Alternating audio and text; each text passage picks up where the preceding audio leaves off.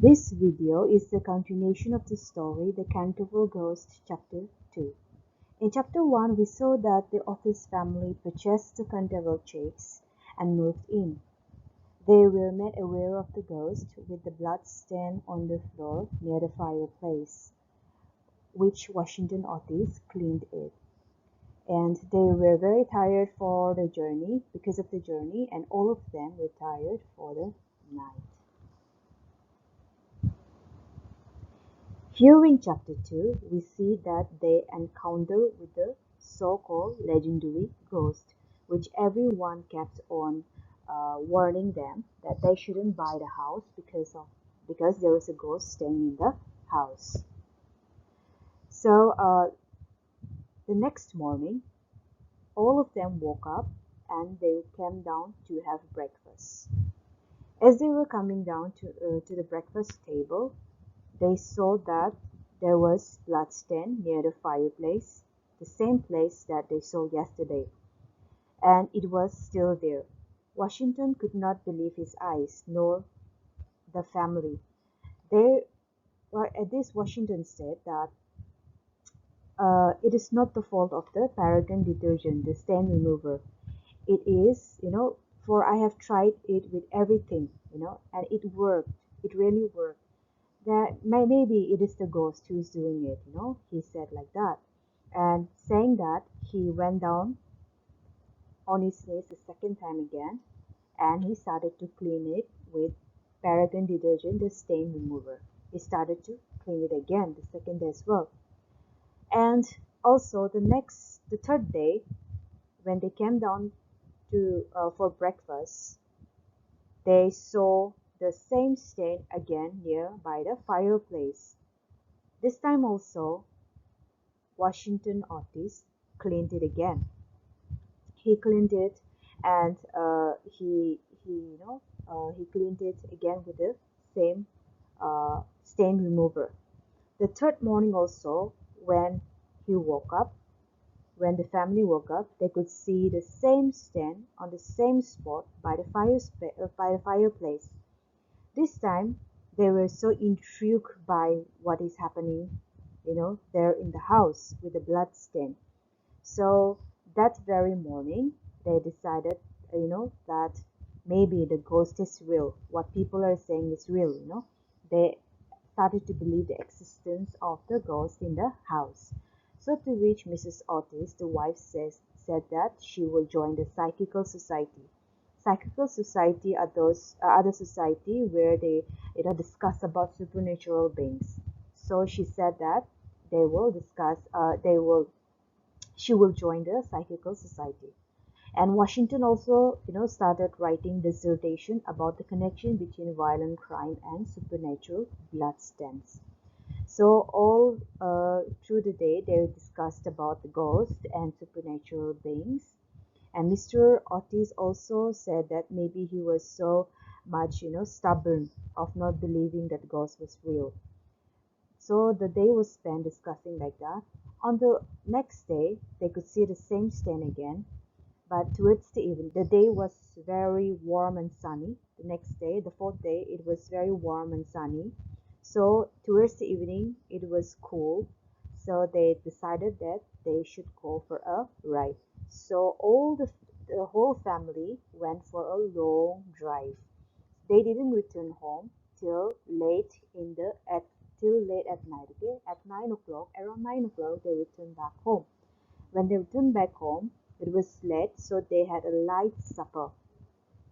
During the supper, they started a discussion, but the discussion was not on ghosts, but they discussed about other subjects only, like culture of Americans, of the better class, actresses, films, their difficulties of obtaining green corn, and all the sort.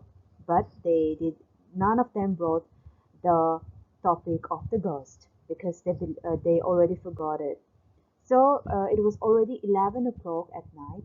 They decided that they are tired and they should retire to their bed, and every one of them went to their own rooms to take rest for the day. So here, towards middle of the night, in the middle of the night, Mr. Otis could hear that there was a curious noise in the corridor, and he could hear chains, the sound of chains, and metals clanging. So when he heard that, he woke up suddenly, and he struck a match, and he looked at the time. It was 1 o'clock, early in the morning. It was only 1 o'clock. So he checked his temperature and felt his pulse. He thought he is sick. He thought that he might be sick, and he is, hearing all those hallucination noises. Okay, so he thought he must be, getting hallucinated. But his temperature was okay, and he was not sick.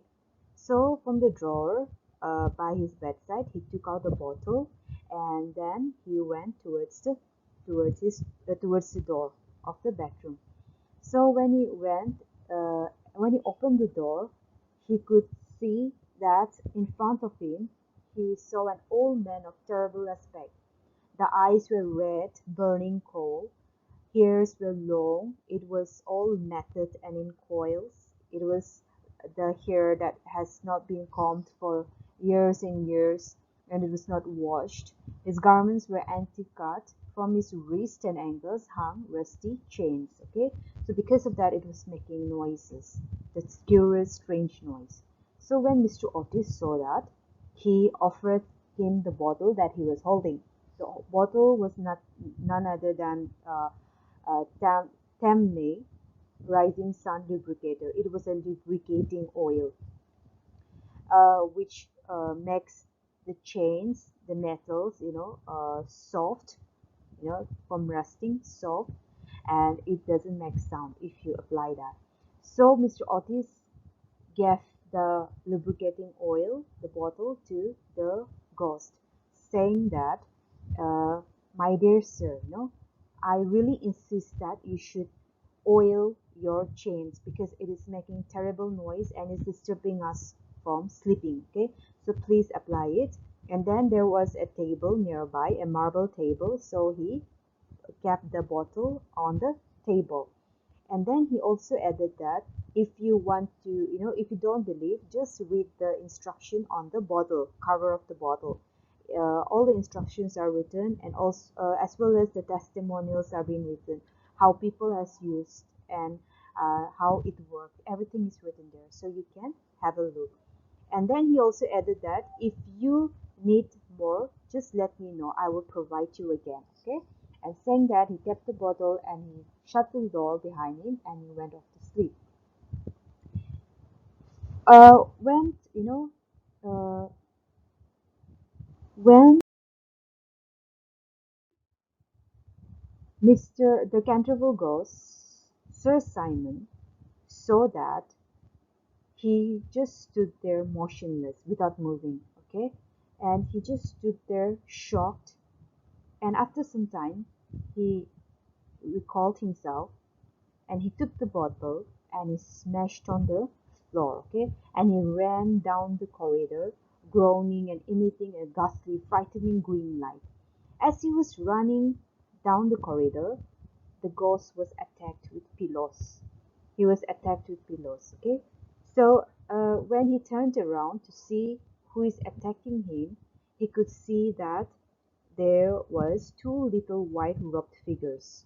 Okay, so they were none other than the twins. They were wearing their white nightgown. Okay, they were in their nightgown, white nightgowns, and they were throwing the pillows towards him. So in order to uh, avoid the pillow, he just vanished towards the wall. Okay, he vanished, and then he went to his secret chamber to rest. And he was, because he was running so fast, so he was out of breath. So he just went to his secret chamber, and he was sitting there for the rest of the night brooding. Okay, he was thinking what just happened. He never, he felt insulted for the first time in his 300 years of existence as a ghost. He never felt like that. No one treated him like that. Everyone was scared of him, okay? But this family, they were not scared of him, but instead they were trying to, attack him. They were trying to give him medicines, they were trying to give him lubricating oil to keep silent and all that, okay? So he felt very offended and insulted for the first time, okay? And then he sat down there, reminiscing about people he had horrified, traumatized, even driven to suicide over the centuries. Okay, he sat there thinking all the things that he has done. So he started with the Wager Duchess, the grand aunt of Lord Canterville, whom he placed his cold skeleton hands on her shoulder while she was getting dressed for dinner, and she was frightened into her feet, and she was never recovered. And also he thought about the rector of the parish, the church priest who was returning from the library with a candle. He blew up the candle, and that frightened him a lot. That frightened the priest a lot, and he ran for his life. The next, he remembered about old Madame de Tremouille, who who was sleeping, and when she woke up, near by the fireplace there was an armchair. So on the armchair, a skeleton was sitting with her diary, reading her diary, rocking the chair. So when she saw that, she she had an attack of brain fever, and she was not recovering for 6 weeks. She was in the hospital, getting treated. As soon as she got recovered after 6 weeks, she joined the church and never came back. Okay, and he also remembered about another Lord Canterville, the wicked one, whom he shoved the card playing cards in his throat because he was not a good person, and he died choking, in his dressing room with a card in his throat. And the next one, he remembered about the butler of the Canterville Chase.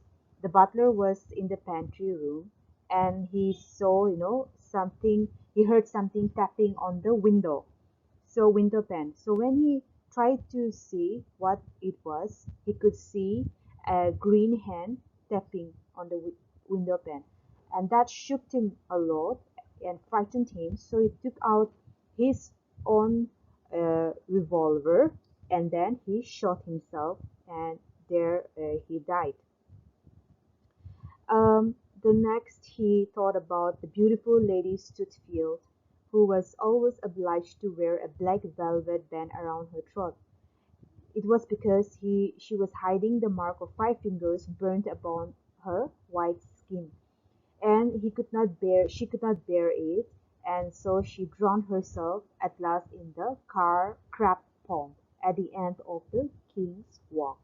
So all these incidents, all this he was thinking, and he was trying to get motivated, and he was thinking like he was thinking all these people were scared about him, and then all these people, how he treated them, how he traumatized them, how he horrified them, and it was successful.